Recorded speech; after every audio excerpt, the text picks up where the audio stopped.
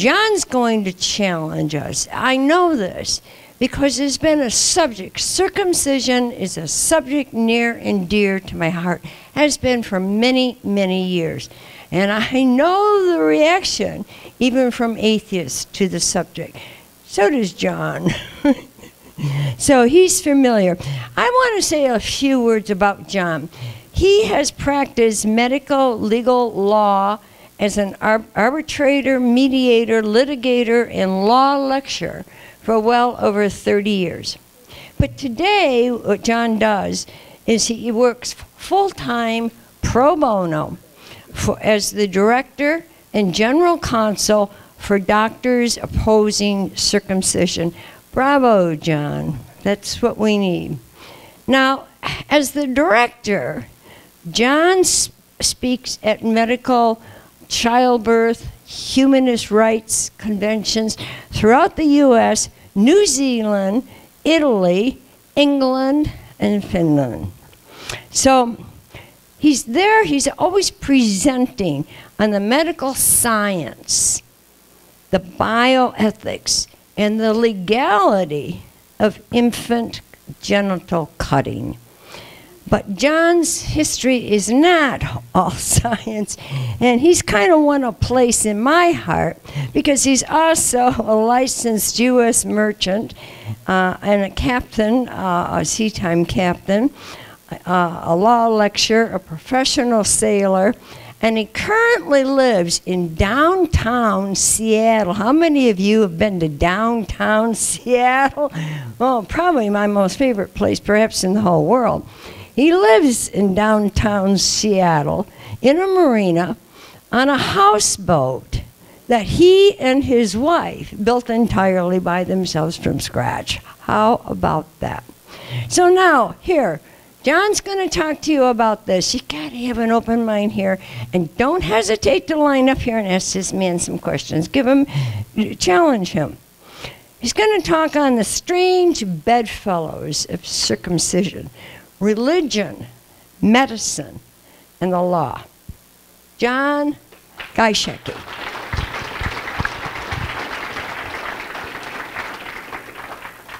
I want to thank thank you, Arlene, for the invite to speak, and I especially want to thank Norm Cohn, who I think originated the idea. Did you not, Norm? So it's an honor to be here. Several years ago, I addressed the Seattle Atheists, and we had a great time. I guess one of the things about free-thinking audiences is they're always ready to ask really testing questions that challenge you, and I'm quite prepared for that. So please don't hesitate. So without further ado, let's rock and roll. All right, they really are strange bedfellows. Circumcision, of course, as you know, in the religious tradition goes back a couple thousand years, perhaps more than that. And it came into English language medicine in the 19th century. And now it's being challenged all over the planet for reasons we'll get to in a second. But first, some fundamentals. But if you want to be annoying at cocktail parties, one of the things you can note is that the symbol you see to the left, the staff of Hermes, is not the symbol for medicine. It is the symbol for business and commerce. So the next time you see it on a medical building, you could say to yourself, that's right, that reminds me that medicine really is a business, isn't it?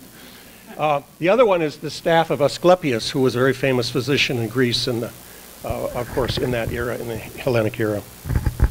Let me introduce you to Doc quickly, and then we'll go through some of the memes about religion, prevalence worldwide, a little bit of medical history, anatomy, and I caution you that yes, I do have pictures of genitalia on the screen. Many of you will have this particular genitalia on your person, so you're probably familiar with it. And some of you will have seen it even if you don't have it. And then we'll do a little bit about bioethics, and I'll do a little bit on law too, though I'm probably going to do more on law tomorrow. Here's my hero, Dr. George Denniston, who started Doctors Opposing Circumcision and invited me aboard many, many years ago. I've been with them now for 15 years. And the kind of things we do is I track an injury called premature forcible foreskin retraction. I handle 100 cases of that a year nationwide. I counsel parents and aggrieved men, and let me tell you, when you have an open cell phone number that's on the web and you're opposed to circumcision, you'll be surprised the calls that you get from young men, and you'll be surprised the hours at which they occur. At all events, I do medical conventions, of course, as Arlene mentioned. I liaise with Europeans and Australasians on this issue.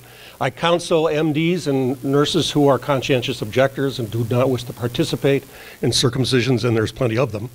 I give restoration advice because, yes, it's possible to restore your faux skin, F-A-U-X, by stretching. It's a non-surgical technique. It's done by 50,000 men, apparently, at the moment. I do press outreach, of course. I give legal advice to lawyers who are representing families of children who were botched, and I provide expert witnesses in injury cases. Some of the things I do. Additionally, Doc is also opposed to female genital cutting because it's cultural, just like male genital cutting is. And this is a picture of me in England several years ago with two very famous and wonderful women I want to acknowledge. On the left is the late Efua Dorkanu, who died only 2 weeks ago. And her colleague, Comfort Momo, who's a physician in England. They're tireless campaigners to protect, especially East African girls from this tradition. And that's me agreeing with them, basically. We're also opposed, Doc, to gender reassignment of the intersex, that is, boys and girls who are born intersexed, whose genitalia is ambiguous, because we believe you should ask them when they grow up whether they want to be a man or a woman. You should not make a guess, which you may well be wrong, about what you think they'll want. And there are other genital tampering traditions, too, that we're opposed to. All right, a quick concept for you. I've used this slide many times because I believe it's true. A fish does not know about the water. You hardly ever know about your own culture. You are so close to it, so steeped in it, so enveloped by it and controlled by it, that it's very hard for you to look outside it and see it objectively. I guess I have a tiny advantage in that I was born in New Zealand and was raised there as a child. I know I don't sound like it. And so I have a sort of foot in another culture, which even though it's English speaking, has some differences with American culture. I think as a group of free thinkers, I'm sure that you realize you have probably made a leap that many of your neighbors have not. You've been able to see your religious upbringing from outside of it. And you can probably see that especially well now. And once you kind of reach that stage, that free thinking stage, then you can begin to look at your culture more objectively, and I think that circumcision is an excellent way to do that. This is the circumcision memplex. It is the complex of memes or ideas. That's a Richard Dawkins concept, some of you will know. But a memplex is a combination of interlocking ideas that support something. Circumcision is supported by so many, from so many directions, with so many different reasons, with different motives on people's part, that it's almost impossible to parse it out as a single kind of entity. And of course, religion plays a part in it. We all know, of course, of the Jewish tradition, but there's also a Coptic Christian tradition, there's a Muslim tradition, and there's an Eastern, there's both a fundamentalist Christian tradition, a growing trend of fundamentalist parents circumcising their children at home for dopey Old Testament reasons, because that's all the farther they got through the Bible, apparently. Haven't read St. Paul to the Galatians yet. And there are Coptic Christians who still circumcise their children as well. But the prevalence is not as high as you'd think. The Jews make up only 2% of the US population. Many of them are secular. Many of them would not circumcise their son in a traditional Jewish bris. They would just do something at the hospital at the 48th hour, which frankly has no particular significance in Jewish law. And 1% of the population perhaps is Muslim. They circumcise children from ages of 8 days following essentially the Jewish tradition to 12 years. And we'll talk later about this, but some of their traditions are frankly brutal. I mean, 100 kids being operated on by barbers in a village square wearing little paper hats. It's pretty terrible stuff. Yeah, so here's the prevalence of medicalized RIC, it's sometimes called, routine infant circumcision. The US is basically the large offender in the whole world. It was given up by England, where it was kind of invented, the medical version, in the 1850s, 1860s. Australia is down to maybe 12%. My native New Zealand gave up circumcision in the 1960s. The rate there is 0. And what's left is the US and, weirdly, South Korea. Can anyone guess why South Korea has a circumcision tradition? Well, I'll give you a hint. It didn't come until 1953. The Korean War, the MASH, you know, I used to love that MASH program. But when I learned that detail, I suddenly lost all my respect for MASH doctors, because they left behind in South Korea this awful, and the South Koreans have a terrible tradition. They do it to older boys as a rite of passage. You know, if you cry, you've disgraced your family, kind of thing. And so I've had lots of interactions with Korean lads who talk about that. All right. It's a big business in the US. It's at least $1.5 million industry. There's 1,100,000 per year, one every 29 seconds we calculate. About 2/3 get no anesthesia of any kind, let alone crappy anesthesia, which is commonplace. The deaths, no one knows. American Academy of Pediatrics says only a couple. But it could be as high as 200. I've seen studies that show numbers that high. The tissue has a marketplace. It's used for all kinds of things. So it's basically being culled. The complications, nobody knows about. Even the American Academy of Pediatrics says there are no analytic studies of infant morbidity due to circumcision. So we simply don't know. And there have been no longitudinal studies, that is, of adults to see what happened to them because they were circumcised later on. It's one of the largest experiments run on humans that medical science has ever run. The real big run-up for circumcision was, of course, after World War II. Many of you, like me, are in your 60s, early 70s, so your parents probably there were probably no circumcisions of your father, grandfather, great-grandfather. It basically was a kind of a post-World War II phenomenon. Adhesions and other problems, a huge percentage, and it is completely, and I mean completely, unregulated. For instance, you do not need an MD to do a circumcision. You do not even need a first aid course to do a circumcision legally. Residents do them prior to their full training. It's almost invariably the first surgery they have ever done. The classic routine is a first-year resident just out of medical school, and you know who they are, and how old they are, and how sensible they are, does it while an R2 or an R3 watches. So you see one, then you do one, and then you teach one. The training is approximately half an hour, maybe maximum. OBs, oddly, because they attend births, have no urological training. And they even freely admit that they have absolutely no training for doing circumcisions. It's just basically a folkloric teach one, watch one tradition. And they have even in their own ranks criticized themselves for that very fact. You do not need a clinic setting. Any kitchen sink, any bathtub, any kitchen table will do nicely. There is no real connection between the resident and or OB who does the circumcision, the pediatrician who picks up the problem, and the urologist who fixes it. And there's certainly nothing that goes back up the line where the urologist says, God, I'm seeing a lot of these. And I have to tell you, most pediatric urologists, and there are not a lot of them, they're not a huge group, spend 20% of their time, 1 day a week, typically Friday, doing circumcision repairs. So it can't be said to be an uncomplicated procedure. There are no morbidity studies, as I mentioned. There's no legal remedy for a circumcised child in most states. If he gets to sexual maturity and finds out that his circumcision damaged him, he will have no legal rights whatsoever in our system. And religious circumcisions are totally exempt from any sort of regulation of any kind. Can be done anywhere, anytime, whatever you like. But I did write a very comprehensive article on how unregulated circumcision is. I commend it to you. You can find it on the web easy. It's all over the place. And it's free. Doesn't cost anything. And I like it. All right. Michigan, by the way, is, from my perspective, one of the high offending states. And we're going to see a reason for that. Your rate is 85, 86%, which means only 15% of boys are escaping. Compare, and I'm not bragging because I didn't have anything to do with it, but the circumcision rate on the US West Coast is about 20%. In Washington, somewhat lower than that. So think about it. Are our boys much sicker than yours? Are your boys here in Michigan more healthy than ours? I wonder. I wonder. All right, here's a trivia question, and I love this question. If you know the answer, don't spoil it by spreading it around. What is the connection between breakfast cereals and circumcision? And hold that thought while we move ahead. Hint, think Michigan. It's a Michigan thing, for sure. All right, so here's a little medical history for you. The demonization of the male foreskin is a very long, careful, deliberate process, and it's also wonderfully ironic because historically, doctors were all men. Why they would attack a part of their own body culturally remains one of the great mysteries of my life. But I recommend this book, by the way, by Rob Darby, who's a colleague of mine. And I recommend several other books. The one on the far left is by Geisheker, David Geisheker. It's one of the earliest books on circumcision, and it's a good read. I think that it's outdone by a later book by Leonard Glick, who's a Jewish physician and PhD of anthropology, whose claim to fame is that he gave Elvis his pre-induction physical for the U.S. Army in 1955.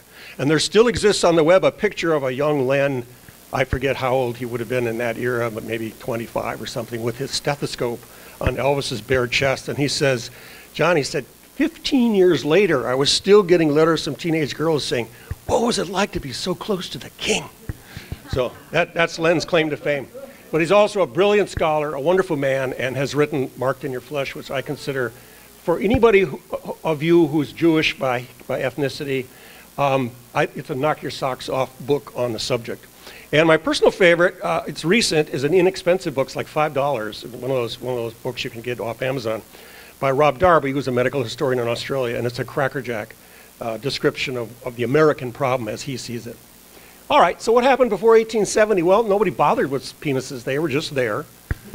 Half the population had them. You left them alone. They pretty much took care of themselves. And everybody managed. And that was sensible. But what the heck happened? Well, a whole bunch of things. And it's kind of the collision of religion and medicine, where they're beginning. They, of course, have been intertwined forever, because religion has a magic, spiritual, religious component. I mean, medicine does, and has forever. But it got really tightened up in the 19th century. What causes disease? Well, two main theories were miasma, which is a big poisonous cloud, which is why people historically did not live near swamps, because they believed that swamps created gases that had diseases in them, and so you didn't build your village anywhere near them. And that goes back to ancient times. And the other one is contagion, that is touching people who are sick. Well, unfortunately, you probably know that both these theories are actually partly true. Some diseases are spread by touching, some diseases are spread through the air, but basically because you're breathing in somebody else's molecule of water with a bacterium or a virus in it. The two big pushers of miasma were Florence Nightingale, and I'm married to a nurse. And she believed in lots of air going through the ward to get those germs moving out the window. Notice the open window in the background there. And the other one was Ignaz Semmelweis, a personal hero of mine, a doctor who discovered in 1840 that when doctors came up from the basement where they were doing autopsies and went immediately to women who were giving birth, that the death rate for those women was shockingly higher than a nearby ward where all the women were attended by midwives who did not do autopsies. And so women, this is in the 1840s in Vienna, women would beg not to be assigned to the doctor's ward because they knew it was a near-death sentence. They'd beg, in fact, they'd have birth in the street rather than go to the doctor's ward. So what Ignaz instigated was a system of plunging your arms into a barrel full of chlorinated water and some other chemicals they had in that era so that their hands could be clean, and he miraculously changed that situation. But he died in disgrace because the medical community didn't really take this on. He was too early, he was ahead of his time. All right, another theory that accounts for diseases is the degenerative theory. I sometimes call it the one-use alkaline battery theory of life. That you're born with this quantum of energy, you dissipate it at your peril. If you live a dissolute life of drinking and wenching, gambling, etc., you use up your battery way too soon and die young. I suppose there's some vague truth to some of that. But in the 19th century, they believed that sexuality was an especially harsh and draining use of human energy, and you would shorten your life. The other thing they believed is called reflex neurosis, my all-time favorite disease theory. You touch your genitalia, and because they're sensitive, your body instantly reacts by giving you tuberculosis in your lungs 20 inches later. And this is a dead serious theory. I mean, people wrote papers on this. Their whole library shelves full of books on reflex neurosis, and what a marvelous theory it was. So guess what? That's kind of the intersection of medicine and religion, isn't it?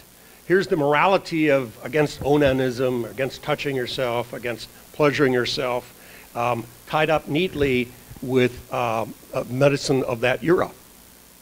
Now, if you want to have some fun, and I must admit that I have to be careful here because Norm told me a couple days ago that I need to be more respectful of John Harvey Kellogg.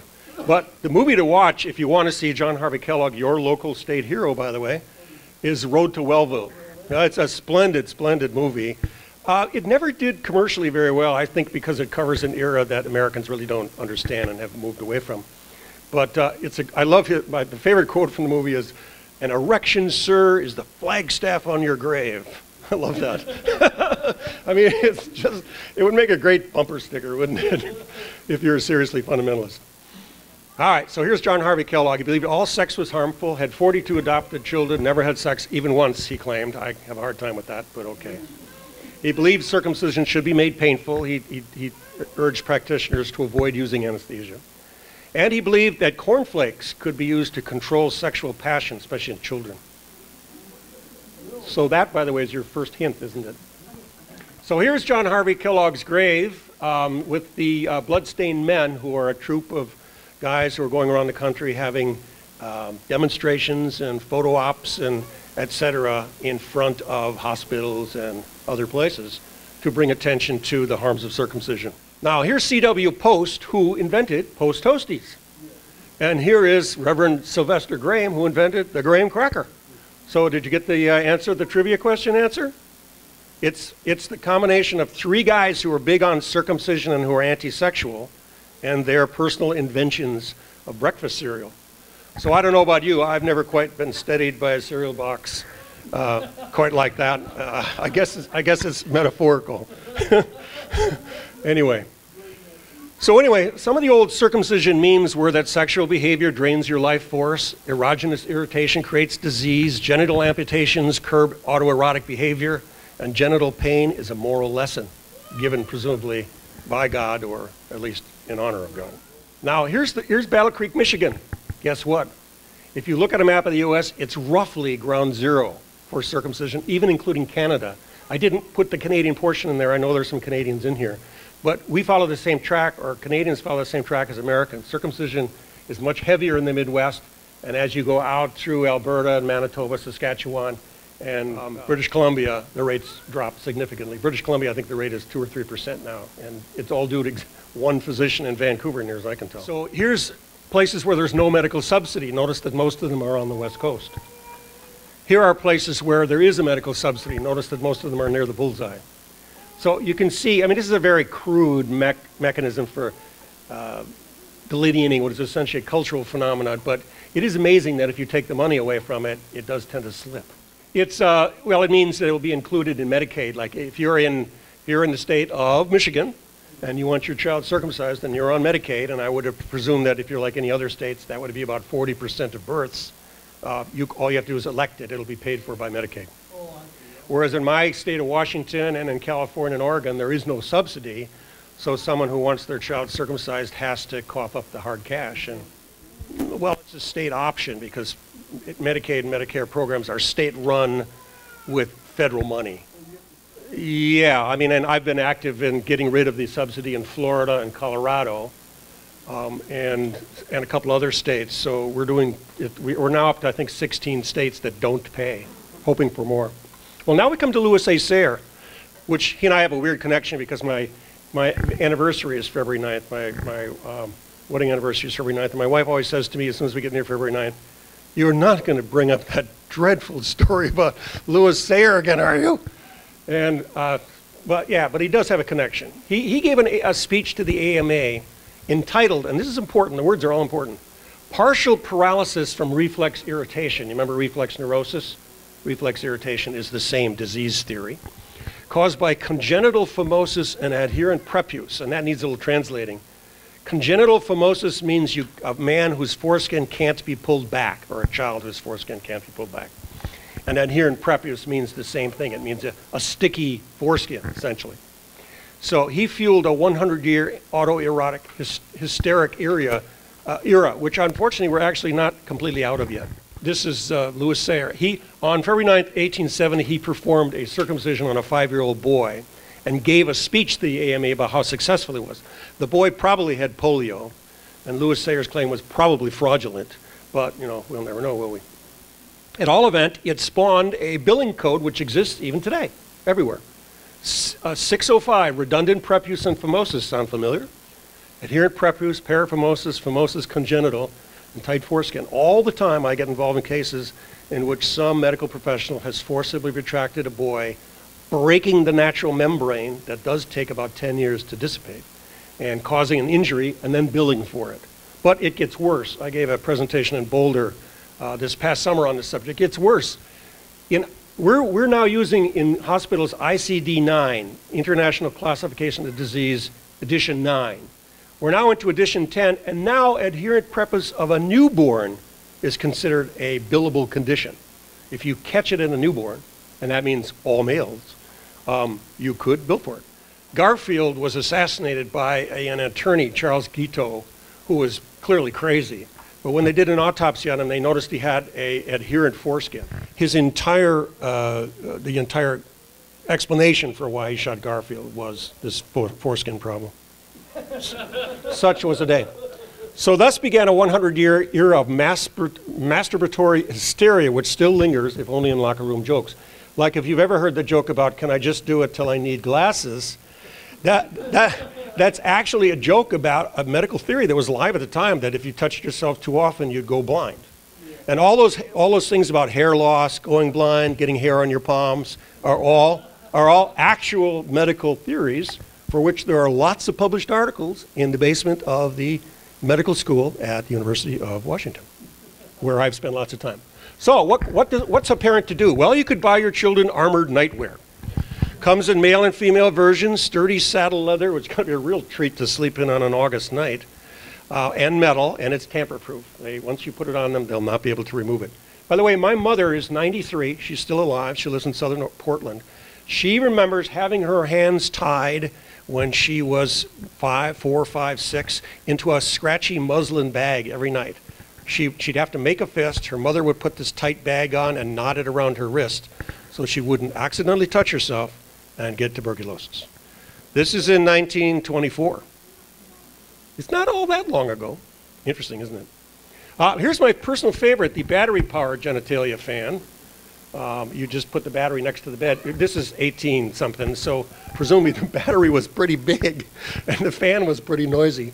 But you could upgrade and get a water-cooled version. I don't know if it cooled the entire person, running water over them and back out again, or whether it just cooled the fan, but anyway. This is another favorite of mine. This your mother would tie on you at night, so if you had an erection, you'd instantly stab the erection and it would subside from the pain. Pretty cool, huh? Except here's the problem for all of you to consider. All men in utero, before they're born and to the end of their days, have 3 or 4 erections at night during the deepest part of their sleep. It's a